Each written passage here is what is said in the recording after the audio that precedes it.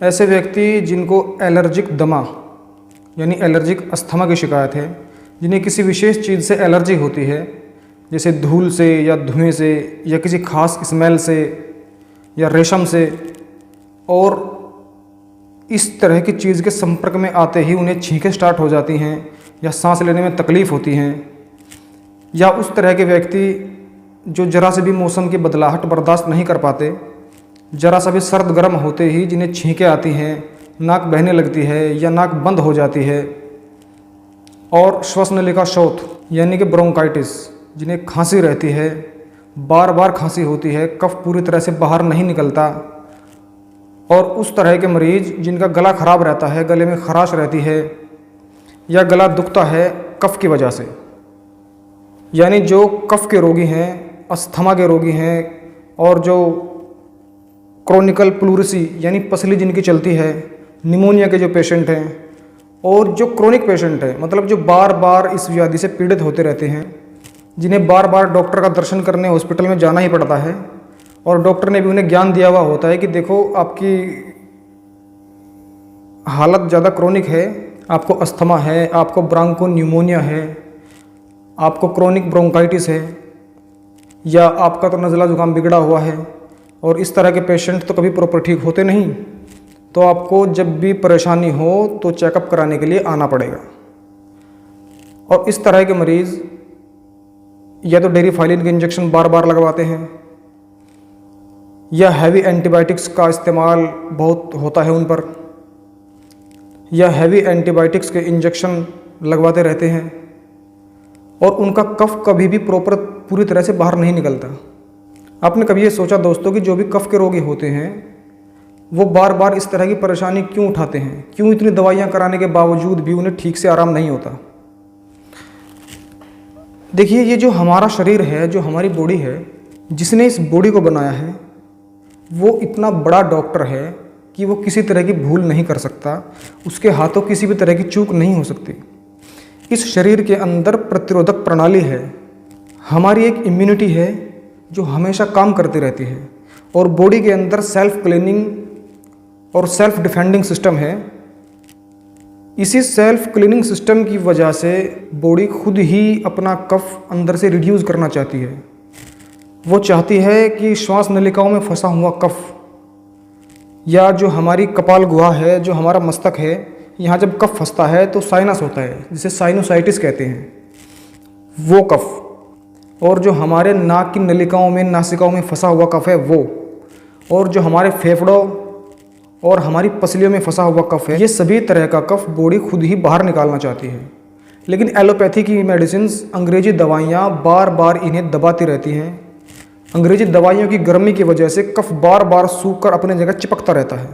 इसीलिए इस तरह के जितने भी रोग हैं वो क्रोनिक शक्ल इख्तियार कर लेते हैं, रोग पुराने होते चले जाते हैं और कफ कभी बाहर नहीं निकलता। लेकिन आयुर्वेद का विधान है कि मूल कारण जब तक है तब तक रोग पूरी तरह ठीक नहीं हो सकता, और मूल कारण है कफ। कफ को अंग्रेजी औषधियाँ ख़त्म होने ही नहीं देती, तो इसीलिए ये व्याधियाँ कभी पूर्ण रूप से ठीक नहीं होती।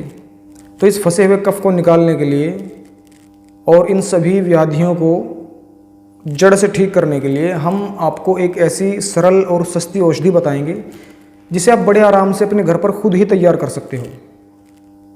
तो इसके लिए आपको 250 ग्राम गुड़ लेना है, असली देशी गुड़, और इसके साथ आपको लेना है 20 ग्राम अदरक। अदरक का पेस्ट बनाकर आप अलग रख लीजिए। फिर आपको लेनी है 20 ग्राम हल्दी। 20 ग्राम हल्दी लेकर आप उसे ज़रा सी घी में भून कर रख लीजिए। सबसे पहले आप एक कढ़ाई में जो हमने गुड़ लिया है उस गुड़ को डालकर धीमी धीमी आंच पर पकाइए। जब गुड़ अच्छी तरह पिघल जाए, यानी जब गुड़ का एक पेस्ट, एक लेई सी बन जाए, तो उसे नीचे उतार लीजिए और फिर उसमें गरम गरम रहते अदरक का पेस्ट 20 ग्राम और 20 ग्राम घी में भुनी हुई हल्दी, 20 ग्राम मुलहटी, 10 ग्राम काली मिर्च, 10 ग्राम बड़ी पीपल और 10 ग्राम काकड़ा सिंगी। एक बार मैं चीज़ें दोबारा रिपीट कर देता हूँ। 250 ग्राम गुड़ के पेस्ट में 20 ग्राम अदरक का पेस्ट, 20 ग्राम घी में भुनी हुई हल्दी, 20 ग्राम मुलेठी, 10 ग्राम काली मिर्च, 10 ग्राम बड़ी पीपल और 10 ग्राम काकड़ा सिंगी। इन सबको अच्छी तरह मिलाकर रख लीजिए। आयुर्वेद में इस तरह की औषधि को कहा जाता है अवलेह। तो ये एक तरह की चटनी बनकर तैयार हो गई। इसमें से आपको 5 ग्राम सुबह और 5 ग्राम रात को सोते समय 2 समय गर्म पानी से इसे सेवन करना है। और ये एक्चुअली ये आपके अंदर फंसे हुए कफ को, आपके बलगम को रिड्यूस करता है।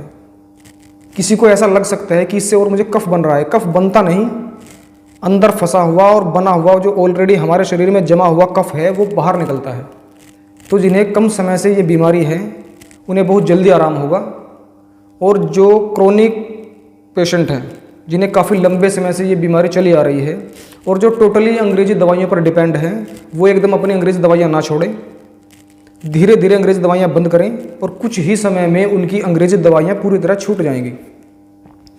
तो दोस्तों, ये औषधि गरीब से गरीब आदमी भी अपने घर पर ही बना सकता है। कुछ लोगों की ऐसी प्रवृत्ति होती है कि सस्ती दवाइयाँ या सस्ती चीज़ों पर उनका विश्वास ही नहीं जमता। तो दोस्तों, अगर आप बहुत पैसे वाले हो या आप बहुत अमीर हो और आप बहुत महंगी दवाइयाँ ही खरीदने में यकीन रखते हो, तो हमारी रिक्वेस्ट पे आप एक बार इस औषधि का प्रयोग करके ज़रूर देखें। हमने आज तक बहुत सारे पेशेंट्स पर इसका प्रयोग किया, बहुत सारे पेशेंट्स को हमने ये लिख कर दिया और इसके रिज़ल्ट बहुत ही अच्छे मिले हैं हमें। तो ज़रूर इसका प्रयोग कीजिए, खुद फ़ायदा उठाइए और दूसरों को भी इसे शेयर कीजिए। दोस्तों, अगर आपको ये जानकारी अच्छी और काम की लगी हो तो हमारे चैनल को सब्सक्राइब कीजिए। वीडियो अगर पसंद आई हो तो इसे लाइक और शेयर कीजिए। आपके उत्तम स्वास्थ्य की कामनाओं के साथ मिलते हैं आपसे अगले वीडियो में। तब तक के लिए थैंक यू।